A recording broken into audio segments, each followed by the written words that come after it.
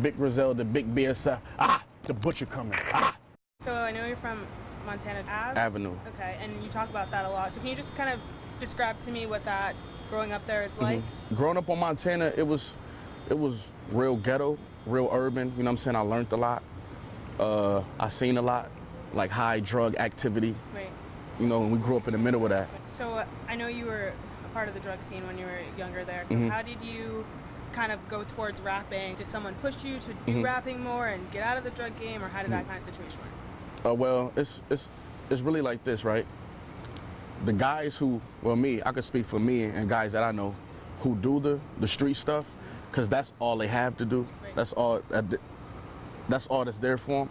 So once I was presented out, my cousin told me he was about to sign a record deal. I'm saying I'm not dumb. I'm a smart dude. I knew to leave all of that alone because it wasn't worth risking what my future was heading to. So I just started giving it 110%. I already was giving it 90, but I knew he had this on the table. I gave it 110% and made myself available to be here right now. Just kind of going back a little bit. So when you were in jail, your brother passed away. Right. And you said that he was one of the rappers that kind of got you to start rapping. Right. So how did that kind of affect you when you were in jail, and how did that kind of change your trajectory when it came to your rap career? When I was in prison, it broke me down. You know, prison is not a place you want to be broke down in. I went through that whole prison time telling myself that I wasn't going to man up. I wasn't going to like be hurt. I was going to be like fearless, because prison make you like that. But when that happened to my brother, I cried. You know what I'm saying? And I felt weak. And that made me even more determined, because my brother, he was my older brother, and he was a protector. So it kind of made me feel like the world was a little bit colder, that I didn't have my protector there. So I knew I had to go harder on everything that I did. And do you still feel like you go hard for him? Yeah, definitely, because I feel like he's watching me.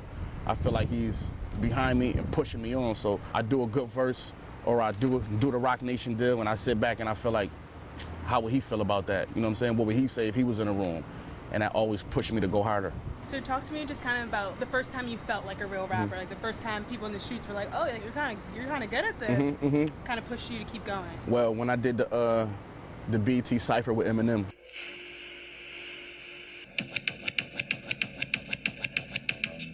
Get out the way and let the butcher through. This position as a boss made me bulletproof. I got like 5,000 followers on Instagram that night, you know, and people respected that. And I give hope to the city, so they got behind me even more, so that made me feel like a rapper. And you do have a very loyal fan base, I see. So yeah. What do you think it is about your fans, or about your lyrics, that you think your fans kind of resonate to? I think I'm more relatable than a lot of other artists. You know what I'm saying? My situation, coming from a place where nobody came from. I think Buffalo is what America is like, really.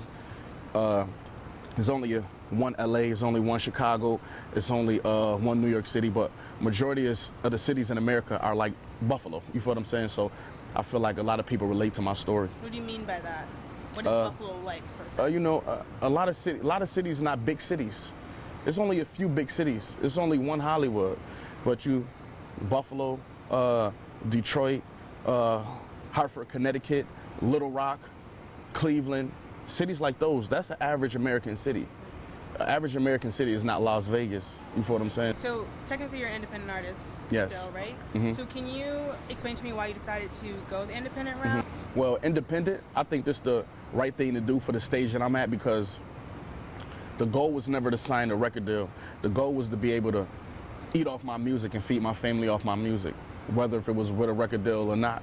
And seeing that I reached a status where I could do it without a record deal, there's no rush to, to put other hands in the pot, because I get to do what I want. I make all the final decisions.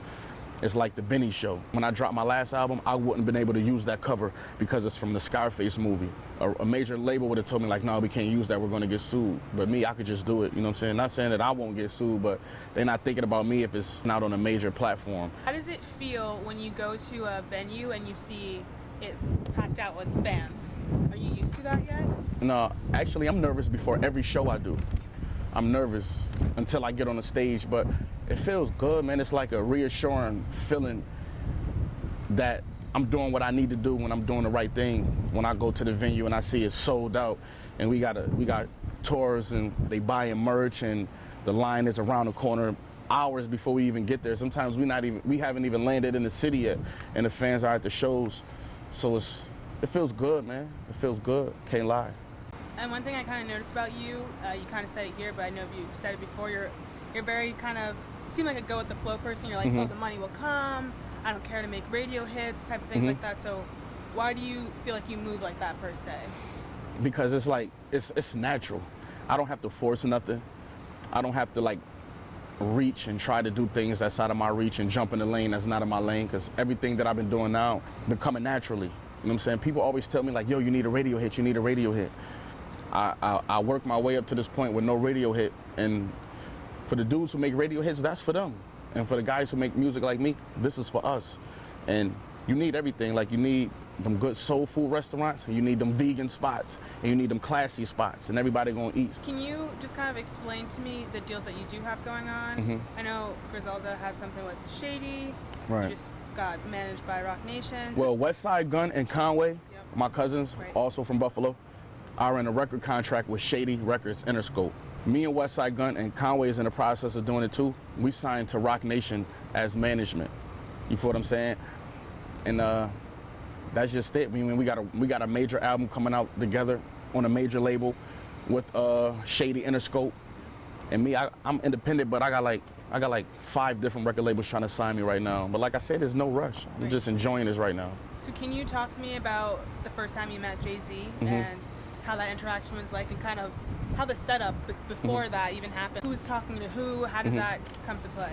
Well, hip hop is Kanye West's old manager, and he's a good friend of ours, a good friend of Griselda's. And I know he's like a legendary manager, and he had his hand in a lot of things. So when I was beginning to look, he wasn't managing no more. He was just falling back. So when I was looking to get a manager, I asked his opinion, because he a friend of mine and I trust his opinion. I know he got experience in the game. And he started checking on things, and he thought about it like, yeah, okay, Benny's asked me about a manager. Westside Gun is my friend also.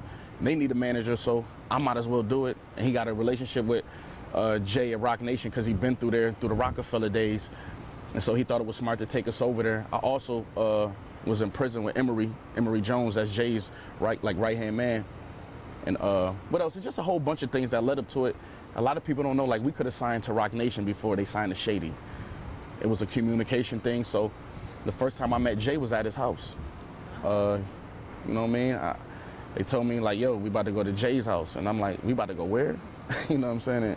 And we went, and he was there, and he was cordial. He was down to earth, and he a good dude. You know what I'm saying? Taught me a lot already from the few times I've been around him. So how does it feel to be around these rappers that you once listened to or emulated when you were here in Buffalo? What's that feeling like? It feels good. It feels good. And what I want Buffalo to know, and people from our city to know, is that the best rappers alive are from right here in Buffalo.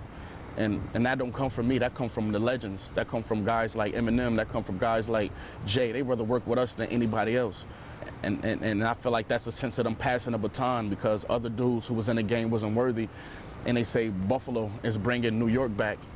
And we're not even from New York, you know what I'm saying? We always was looked down from the boroughs, but we kind of getting our respect from those dudes. And it's dope right now. This is like revolutionary. This is like history. This is big. This never happened before. Since Rick James, nobody been on this major level with the respect from the major artists since Rick. Now we here doing it. Right. And how does it feel to be that group doing that? Man, it feel great. It feel great. I've been doing this for a long time. West Conway, we've been doing this for a long time, so it's kind of like we finally getting our just due. We finally getting what we deserve. So you obviously have a song called Plugs I Met. You said that it was basically about growing up on the east side of Buffalo, right? So can you explain to me just kind of what point in your life are you rapping about in that album? Well, in the Plugs I Met album, I'm rapping about past experience as well as current experience, because a plug is a connect. It doesn't have to be about drugs or nothing like that, nothing illegal. It could be about somebody could connect you to like a good restaurant. Somebody could connect you to like somebody to do business with. And in my life, I've always been a stand-up person, and I've always been blessed enough to meet people who could put me in a better situation. Like Jay-Z is another plug that I met. You feel what I'm saying? So I'm rapping about growing up on the east side of Buffalo, doing street things to advance my career, and getting out of the game and meeting other plugs legally to advance my career in this. What are your thoughts on lyrics and their value? Because we're kind of in an era where it's mumble rapping. No one's really giving us raw lyrics. Right. So I feel like the lyrics will always be important, but I'm biased because I come from the era where we learn things from the music. You know, I listen to dudes who was teaching us knowledge about the game because we was running the streets and they was teaching us knowledge about that. Like right now, it seemed like the lyrics took a back seat to like partying and turning up and like bravado type shit. And that's cool. Oh, I cussed. Okay. You know what I'm saying? And I feel like, you know, the lyrics will always be important to my era. And these kind of younger dudes kind of lost sight of that, but it's getting back. So, how did it feel to work with another lyricist like Pusha T? Oh man, it was dope. I feel like it was destined. He respect my pen. I respect his pen, and it was just a matter of time. You know what I'm saying? We got the same kind of like lane in the music, and it was dope. It just felt like, you know, things was coming together. So, what qualities would you say makes a person a good rapper? Okay, see, I like answering this question. That was a good question. First, you have to be able to rhyme syllables. 3-syllable rhymes preferably. You know what I'm saying? And then you have to draw experience and inspiration out of real life. You have to make that art. And then you just have to have some like your delivery, tenacity. You got to capture people with your voice and with the words you saying. You know what I'm saying? So if you got all 3 of those things, guaranteed you're going to catch eyes. I just taught y'all how to rap. Is there anything you would like to just tell the people of Buffalo about the music scene, what you've been doing, just something I didn't ask you that you would like to share? I just wanted to let the people of Buffalo know, man, that hip-hop lives in Buffalo now. You feel what I'm saying? And everybody know it. Hip-hop lives in Buffalo. Hip-hop hang with me in Buffalo. I told hip-hop to go to the Anchor Bar, get wings and everything. Hip-hop lives here with us. And y'all should be very proud of what we doing, you know what I'm saying? Because we bringing like notoriety to the city in a positive and a legal way. And it's fans of ours that fly to Buffalo just to check it out because they hear us talking about it in music. Things like that happen now. And I just want y'all to let y'all know, man, keep supporting us and watch what we do. We're going to just turn it up more and more every time.